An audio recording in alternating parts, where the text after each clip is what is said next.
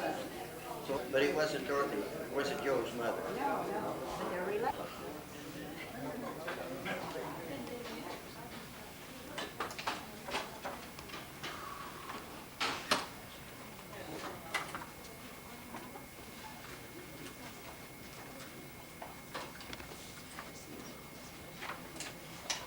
Good afternoon.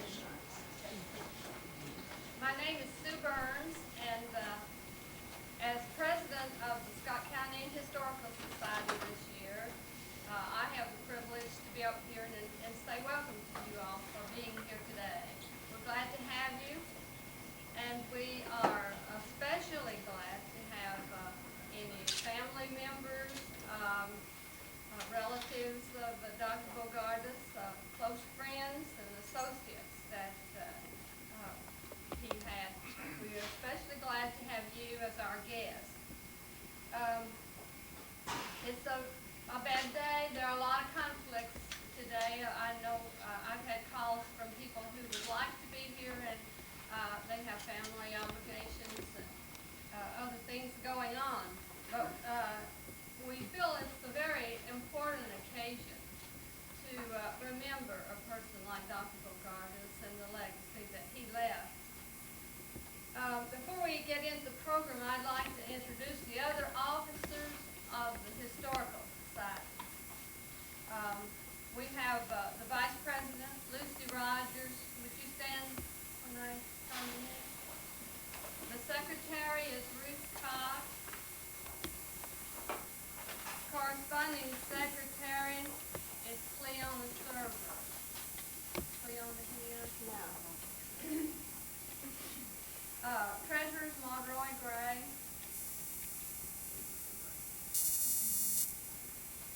And we list two chaplains because Garland Langdon was elected to be the chaplain this year and was unable to fill the position, and Harold Shirley is now the chaplain. Our program chairman for this year is Edith Murphy. And another group I want to call your attention to is the Memorial Committee. We had to have a committee to decide what kind of memorial we would have to present to the library to honor Dr. Bogardus.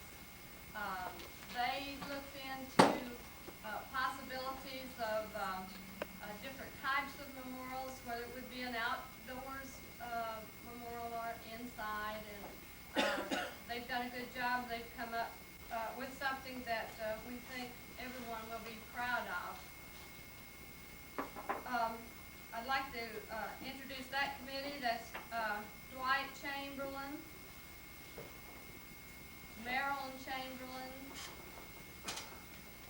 Catherine Nicholas, Pat Ritchie,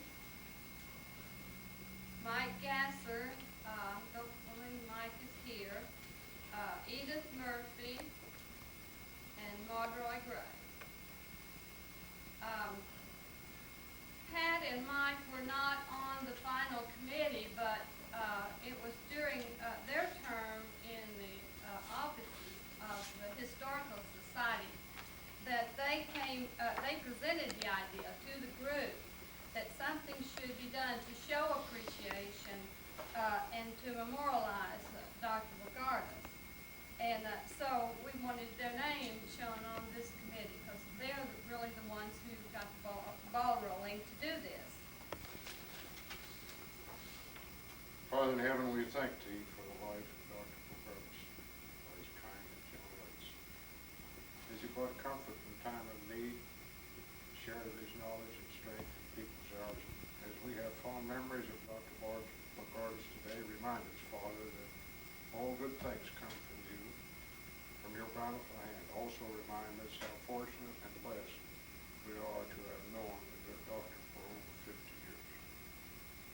We ask for your continued guidance, and may our efforts be in accord with your will for our individual lives as we begin our journey here below. And it's with great expectations for that great and final day when we gather in that better land both parties will said farewell. But there's one great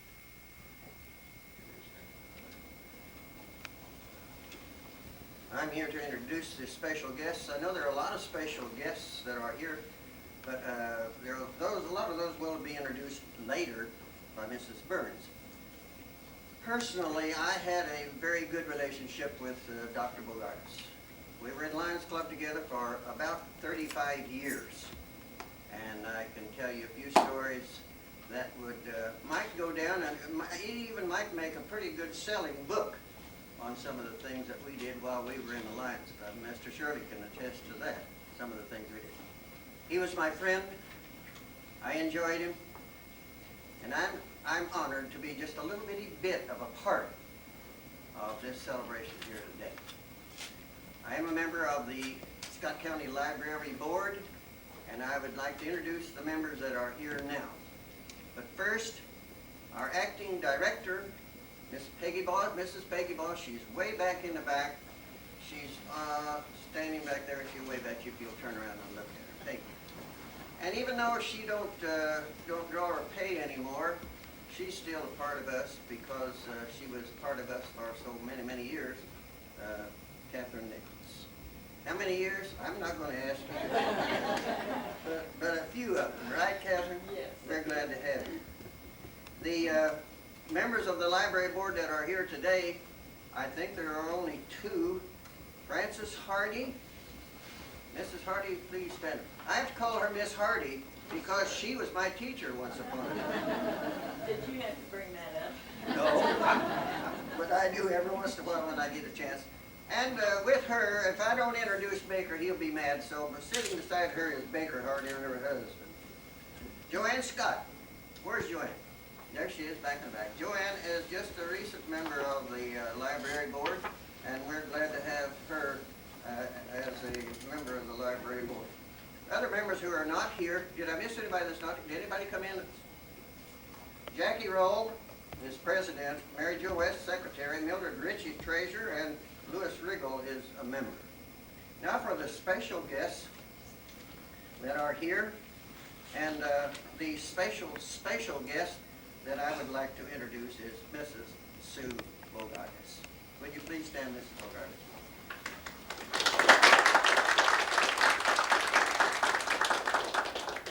And we'll hear from her, I guess, later. She's got a speech, about a 35 or 40-minute speech, I think she said she had. And with her are a couple of cousins. Sitting beside her is Doris Gill. And over on the side, taking a picture of her right now, I don't think he's trying to get a picture of me, I think he's trying to get a picture of you, is Bill Gill. And they're cousins of Mrs. Bogardus, and they live in Owen County, which is next county over from where Mrs. Bogardus lives. Turk Murphy. Now you might say, well, he's not special. Well, he is to me. He's real special to me, and Turk and I will never forget the time, the first trip that we made to Austin to try to find a place to put this building. So we got a call from Mr. Morgan and wanted us to come up and talk to him. So we came up and talked to him. We've been all over town looking for a place. We walked in and sat down, and he said, how about that place right over there on the highway? Well, Turk fell out of his chair. I had to pick him up, and I just about did, but John Morgan said, you can have that piece of land over there for a library. So we didn't have to look any farther, and it came to fruition. It's here today, and we have Mr. Morgan, John Morgan, and Sarah to thank a whole lot for that. Marion Lyons. Would you stand, Marion? Everybody knows Marion, I think. She's one of the old faithfuls here and one of the Morgan family, and we appreciate her to no end. I don't know of any others that I have that I'm supposed to introduce unless there is somebody that came in on the library board that I didn't. Back in the back is, I've lost my place. Well, no, I guess not. My brother Freeman.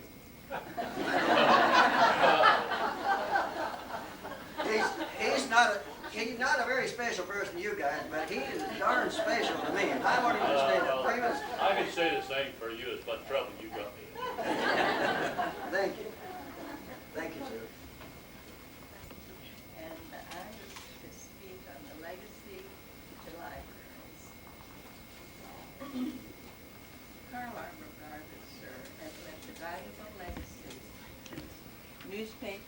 county seat, courthouses, to schools and libraries, and many other subjects that pertain to the county's historical, cultural, and economic development. In the booklet, The Pioneer Life of Scott County, Dr. Bogardus mentioned the preface that this was the first of what he hoped would be a series of historical monographs that deal with the area of Indiana drained by the Muscatatuck River. He was a prolific writer. He has written and published books, pamphlets on the early history of Scott County, the Pigeon Roost Massacre, the story of Clark's Grant, the canning industry, the timber industry, persons of foreign birth, wills of Scott County, to name a few. And we do have many of those on display in the display case at the rear of the room. Until one has been involved with a historical project or interested in tracing one's ancestors, one does not realize just how valuable his gift to the library is to Scott County residents and others as well.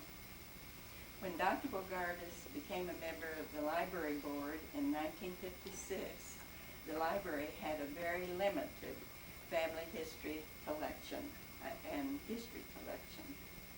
We had acquired some books and documents, but for the most part, there was not a great deal that was collected, and it was not in an orderly fashion.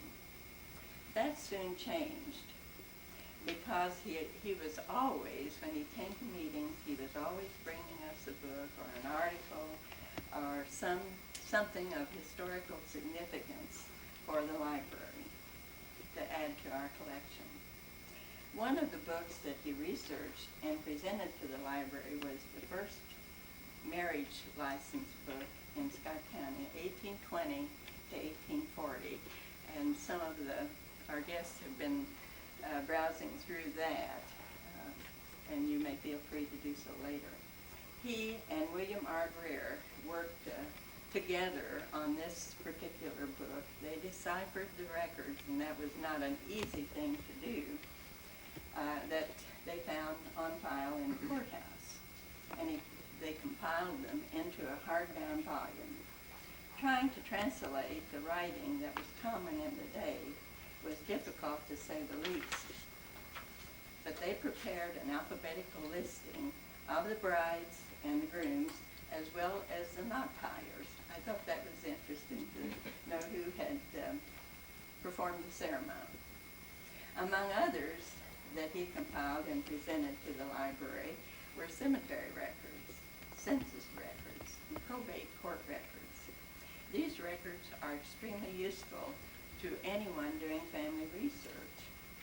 The present Historical Society, which he helped to organize and was the first president, has utilized the materials and has had them published into useful books that are always in demand.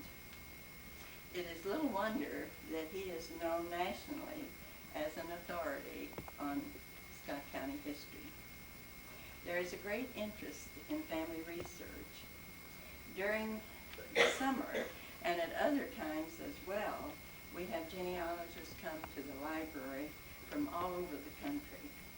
And they're always asking for a specific book or material that has been referred to them as written by Dr. Carl Bogardus.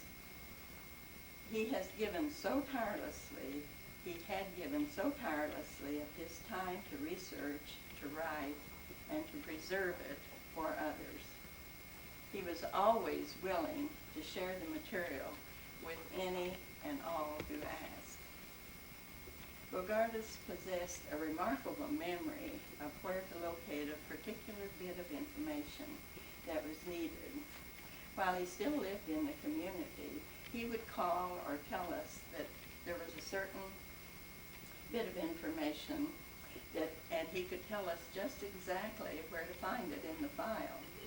We would have been searching probably for hours, but he could say exactly the file, the alphabetical listing or whatever.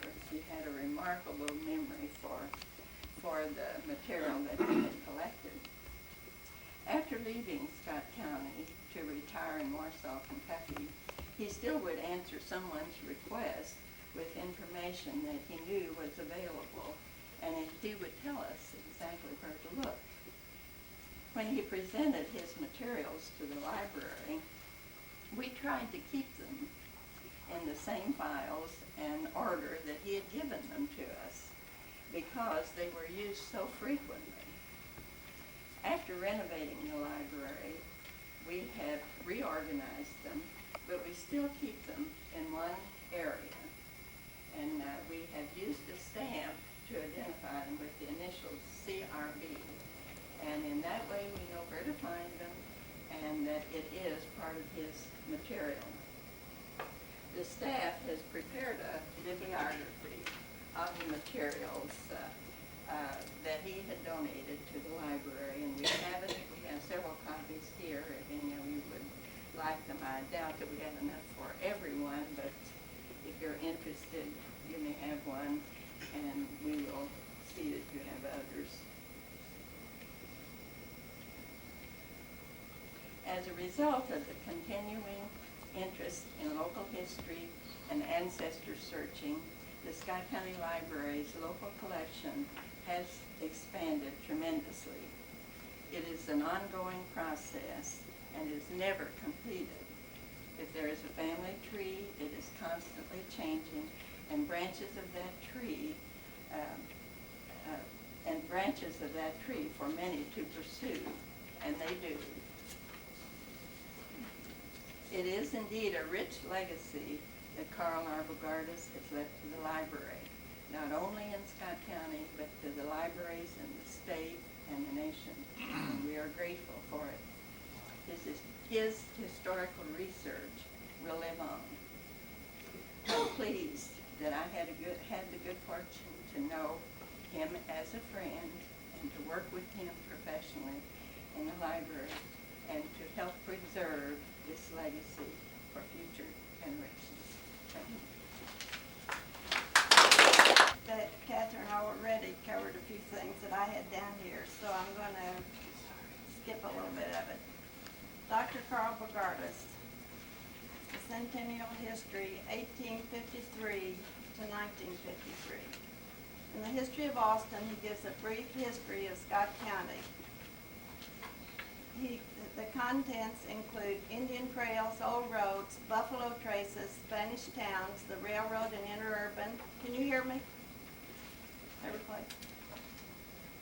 The Great Train Robbery, all Austin churches, physicians, schools, newspapers, organizations, and industries.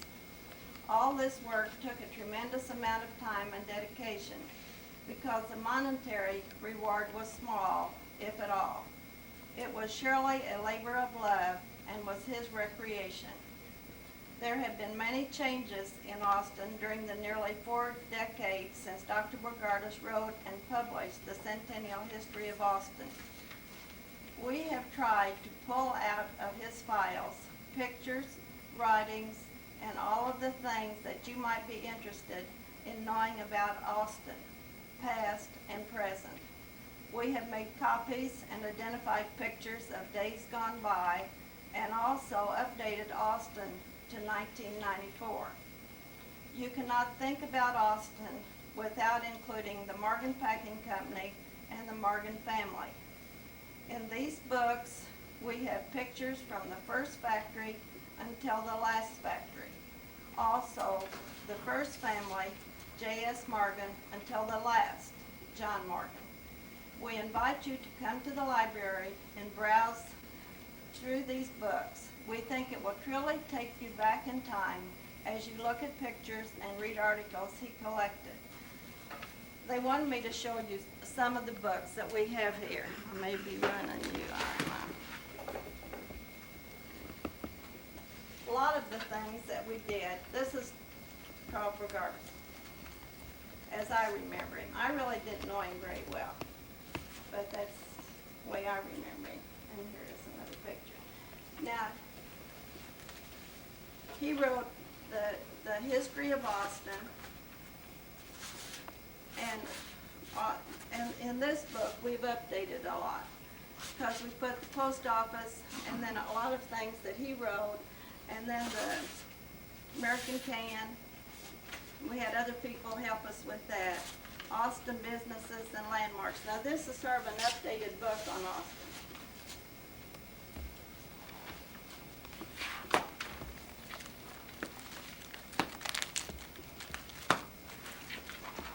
Probably should have shown this one first, I don't know. But this has the old plat of Austin.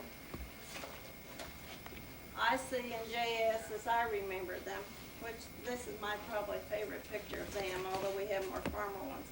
The old schools, now all these pictures he collected, and if they had to be left in the Scottsburg Library, I was fortunate that Jim McLean let me copy all of his pictures and put them in this book so they could be in Austin too. But see, this is the old office. All of these are just, I'll just do it quickly so you can come back to the library and visit it and look at them better. The old trains. There's lots of material here. And then what I really got interested in was the Morgan family, because he had written a lot about them and about the Morgan, the factory, and the family.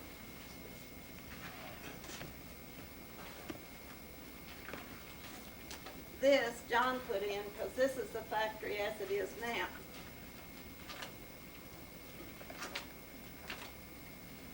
And then this is the history, and it went from when people were afraid to eat the tomato, they thought it was poison, and some of the churches didn't believe in eating tomatoes.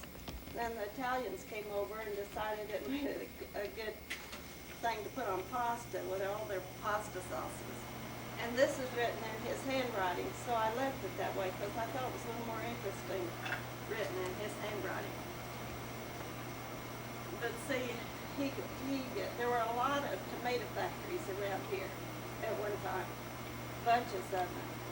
And during the summertime, they did real well. In the wintertime, it wasn't so good, they didn't make any money. So a lot of people would go out of business, and JS would buy up the factory. I think that's right. Marion might know more about it than I do. And then the Booster did a tribute to the Morgans. They had a lot of trucks here that Firestone people tested their tires here at one time. POWs were here at one time at the factory. That is the first factory, the Star Factory. So see, there's a lot of things. That's the workers. First car with Jack in it. The interurban, and I've said a lot of things to people about the interurban. If they're 40 or under, they don't even know about an interurban. So see, that's just a common thing to me. But this is the Scottsburg factory, and the way they used to bring in the corn and the tomatoes. And then, but if you go back to this, the way it is now, it's quite different. It's real. You should go through the factory. It's really, really wonderful. And then I had some little teeny tiny pictures, but I was able to get 4 generations of Fern and IC, JS.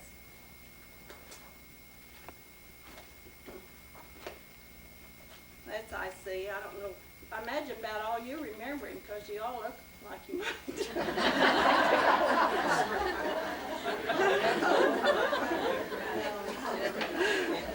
This picture I like because it's Fern in her wedding dress. Isn't they pretty? And Helen Hardy Smith's mother,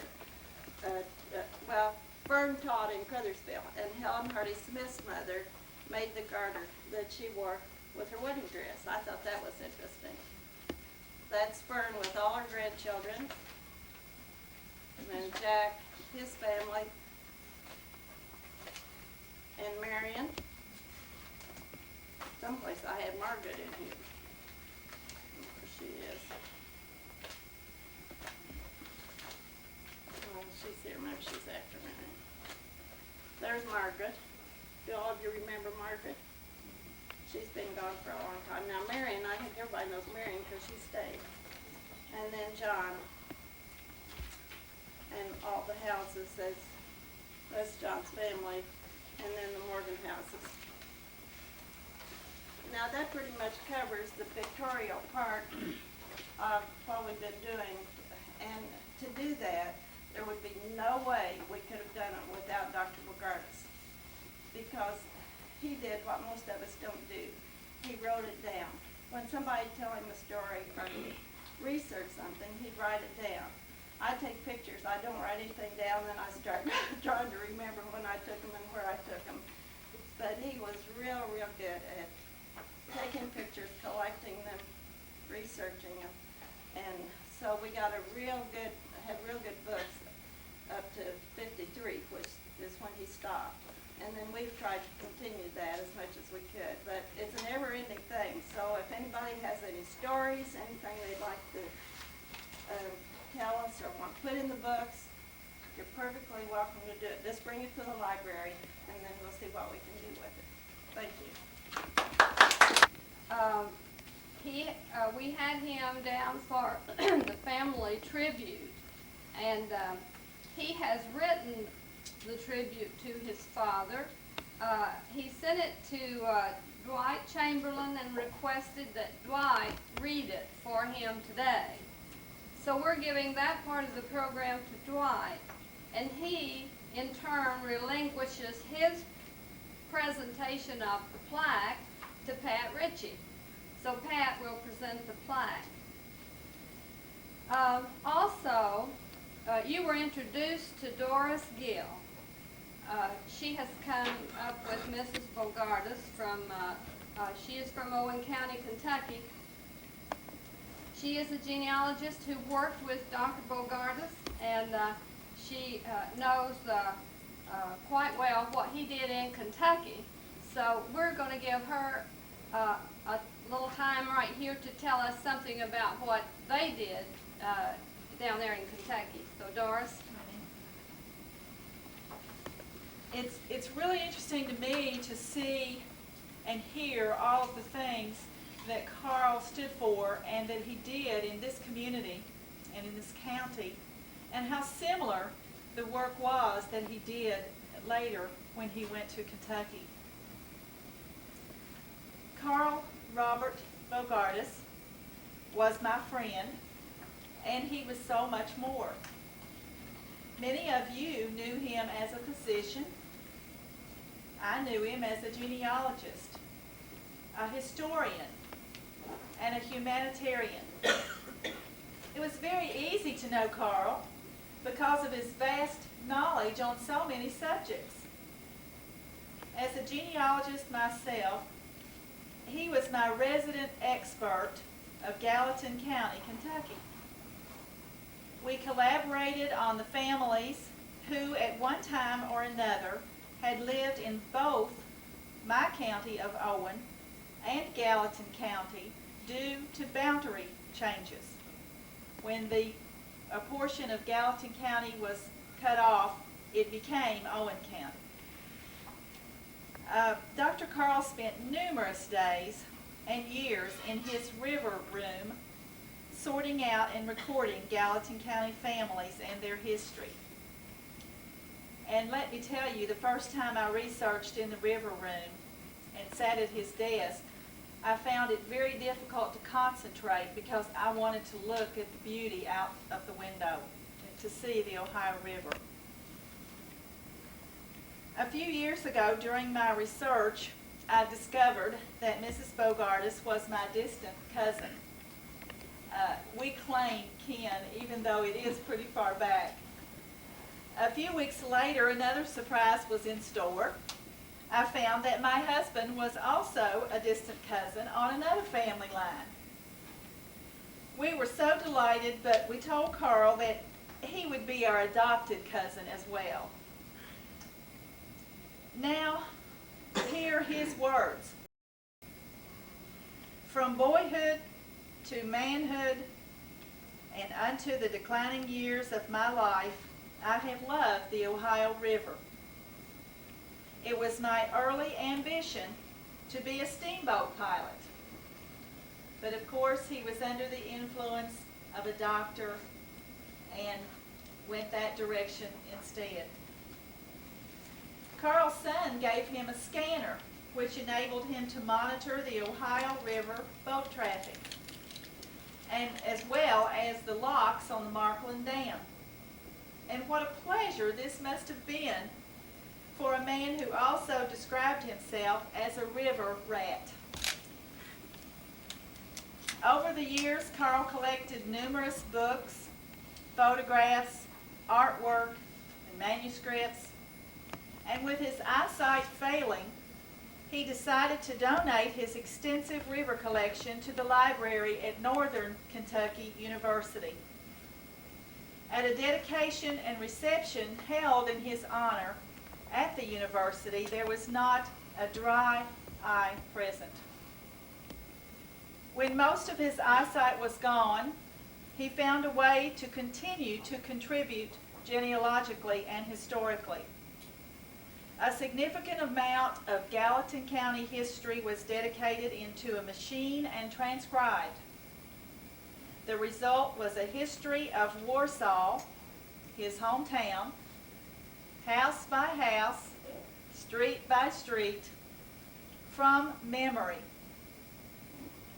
He entitled it Under the Hill and On Top of the Hill. And this included the town on the Ohio River called Fredericksburg, which later became Warsaw.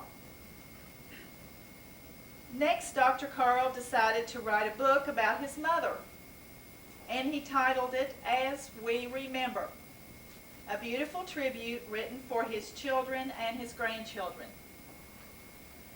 In addition, with the assistance of a friend, he continued to write articles weekly about the history of Warsaw and Gallatin County and the river for the county newspaper. To quote Mrs. Bogardus, he enjoyed every day of his life, and I did not hear him say, "Why did this happen to me?" He truly inspired all who knew him. On December 16, 1992, this wonderful man died at age 86, and we all feel a tremendous loss. He was my adopted cousin, my mentor, and my friend. I'm going to blame this on Sue, because earlier on we were discussing a little program for the Historical Society. Somebody earlier here had said, yes, Carl did write everything down. Well, Carl was known also to have quite a zesty sense of humor. Should I proceed with this? And sometimes his jokes, even though the median line of cleanliness might be right about here, just once in a while, just a centimeter below or something, Carl might be known to reflect something along those lines. So Sue let me know that every single one of those jokes in the mode were written down by Carl during a lifetime, and they were filed in the archive under such of a noteworthy title that he would have dreamt up to try to fool Sue in terms of what they were.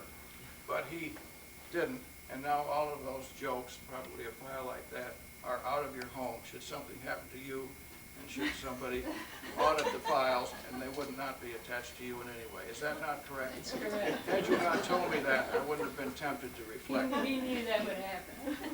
And he would sit here and laugh at this too. Oklahoma City, nationally known carcinogenesis cancer doctor, or Dr. Carl R. Bogardus, Jr., in reference to his father, Carl R. Bogardus, Sr., so I'll proceed along those lines. Carl Robert Bogardus, Sr., M.D., spent the majority of his career as a physician practicing full-time in this community, Austin, Indiana. Dad moved to Austin in the summer of 1938 and brought much-needed medical care to the people of Scott County. My father lived and practiced here for 39 years, finally retiring from medicine in 1977 to devote full time to the last phase of his life, and the one that really generated his greatest satisfaction, is historical research and writing. The writing of his memoirs of Austin was interrupted by blindness and eventually stopped by his death. Although he was still actively working on many historical projects up until the end, this was one that simply never got finished. Over the years, he has contributed many rich and colorful stories and chapters about the people of Austin, of Scott County, and of southern Indiana. We are all familiar with many of these works that are available here in this library. After retiring from active practice in Austin, he returned to his birthplace, Warsaw, Kentucky, where he spent his last 15 writing stories about the Ohio River and its people and places. Excuse me. There was never a more kind or gentle man than my father. If all of the people in the world were like him, all words describing the evils of man would have absolutely no meaning at all. He thought only of others and gave absolutely unselfishly of his time and his talent to any who asked. He gave freely of his vast wealth of historical information. He gave it to the school children who came to his study and heard the stories that he loved so well to tell. And he gave all the way to the President of the United States, who once needed a few lines about the Mississippi River boats for a speech. There are few people in this community whose lives he has not touched in one way or another. Many of you owe your very lives to the skill of this man as a physician as he nursed you back to health following serious illness or accidents. As a child, I can remember many nights hearing the frantic knock at the front door. Quote, "There has been an accident," quote unquote, "Someone in my family is sick," quote unquote, "My wife is about to have a baby." With each of these urgent calls for help, Dad would dress, go out into the night, and perhaps be gone until sometime the next day, giving unselfishly of himself and his time to bring another life into the world or to save one that was already here. Although many of you think of him as a historian and as a friend, we must all remember him as a physician. When he died December 16, 1992, at the age of 86 years, the world indeed lost a truly great individual. He told me only a few days before he went that he really hated to leave right now because there were so many things that were still unfinished. I suppose this is the mark of a truly great individual. You never really get done with your life's work. Dad's was just that way. He spent many years accumulating names, dates, and facts regarding this community. Much of this information is still available in the library in his personal files. Here it is available for all who would like to avail themselves of this treasure of historical artifacts. Today, as I browse through thousands of pages of his meticulously handwritten manuscripts, I realized that his mind was always constantly engaged in some project. Many of these manuscripts have resulted in the familiar books and short subjects that he has written over the years, while others remain incomplete, his train of thought having drifted to another subject mid-page, never to return to that particular item. Such was the way he thought, worked, and the way he lived. Always moving forward into a new area, a new subject, finding each one more interesting than the one that he had just left. If you take the time to read through many of the things that my father wrote over the years, you will find that there was a man of vast talent and resource with an insatiable thirst for knowledge and an uncanny ability to assimilate this data and write it into meaningful stories. In final tribute, I can truly say that he lived his life the way he chose to, but he gave unselfishly of his time and his historical knowledge to all that asked. He gave unselfishly of his ability as a physician and a healer to all that came to his door. He lived his life fully. With his passing, we will all have a feeling of great emptiness with his loss. We know, however, that he has passed on to better things and better places, and if God will grant it, we all may meet up with him again someday. Signed, Carl R. Bogardus, Jr., M.D. Bob, his son. And I'd just like to reflect just a little something else here, goes along the lines of my demeanor and relationship with Carl. There's just no question that I think we all should join again today in saying, God bless the old river rat. Absolutely, for sure. And then I'm going to ask Sue again so that I don't get on the hook on something. As you know, Sue, Carl and I would go out and hoot the owls up from time to time. And I was advised against hooting in such a contextual situation as this. But the first night I was with Carl. Lyman Gobin and I called in a great horned owl down in the Austin Bottoms here, and that just led to our long, excellent relationship in terms of natural history. Should I hoot or should I be mute?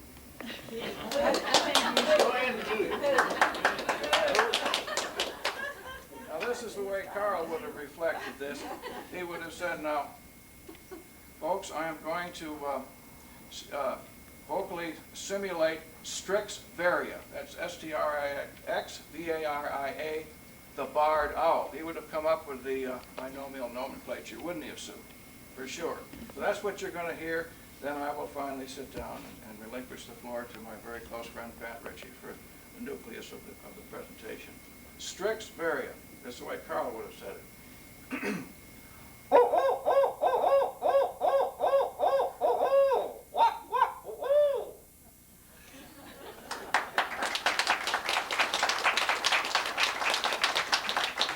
Hey, Edith, I never knew I see more. Did you not? No, Sorry, Beth. I don't look, I hope everyone in here looked like they should have known me, but I never knew it. I owe a great deal of debt to the research of Dr. Bogardus in the fact that I'm an 8th generation descendant of Dr. John Ritchie, who was one of the very first settlers in the area, and Carl Bogardus done an absolutely amazing amount of research on that family. They had 15 children. He was the first known physician in the area, being an herb doctor, to come up here from Kentucky. So in that regard, Dr. Bogardus had a fascination for him. I talked to Dr. Bogardus a couple of different times in his river room over at Warsaw. I stopped and saw him on a couple of occasions, and he reflected that he did kind of get interested because he was a known herb doctor. So I have a special connection there. To the family of Dr. Carl R. Bogardus, to the distinguished board of the Scott County Public Library and its acting director, Peggy Boss, to a very dedicated Catherine Nicholas and all residents of Scott County. It gives me and all members of the Memorial Committee of the Scott County Historical Society great pleasure in presenting this commemorative plaque honoring Dr. Carl R. Bogardus to the Scott County Public Library. The plaque reads, Dr. Carl R. Bogardus, M.D., doctor, scholar, historian, and friend to the people of Scott County, Indiana. His curiosity and quest for knowledge, his foresight in preserving and documenting history, and his dedication to mankind and to nature enriched the lives of all who knew him. Presented by the Scott County Historical Society. Would like to unveil the plaque at this time. Peggy, if you'll come up.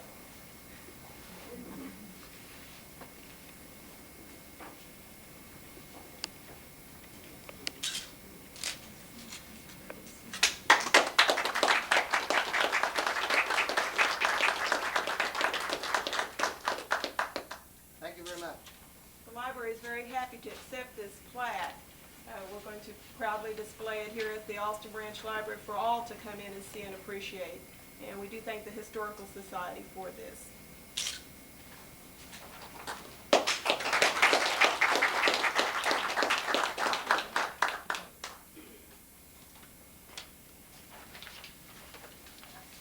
Well, it's been a touching time for me because I've learned a lot more about Dr. Bogardus. I didn't know him personally, so all of this is a very interesting thing to me. Our program is completed. I want to thank all of you for coming.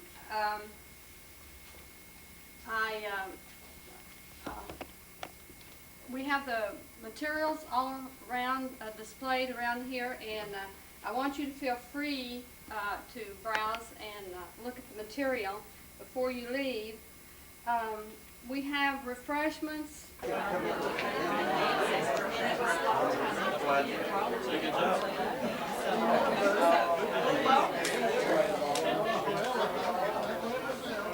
Are you serious? Get over a little closer to it. Closer. I want to say something funny. Yes, and my husband.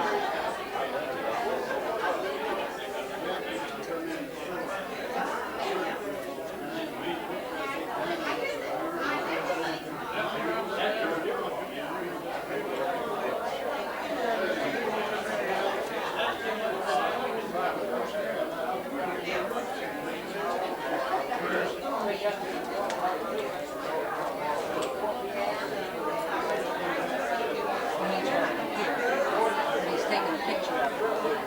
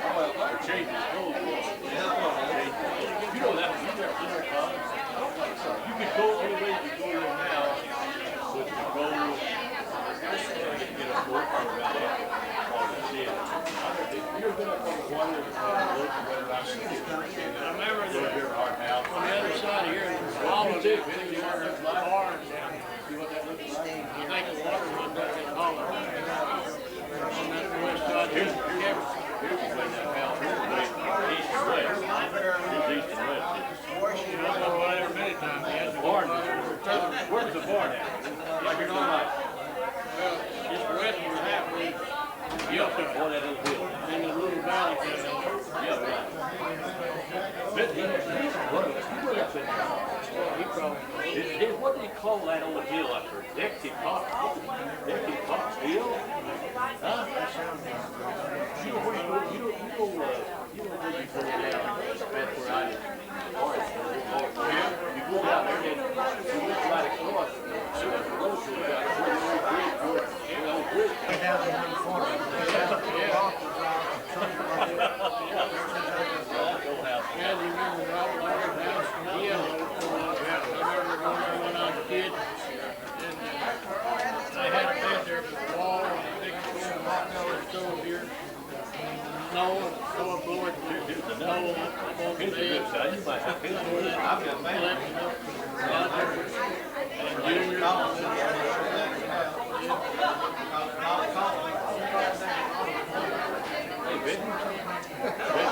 You know about this.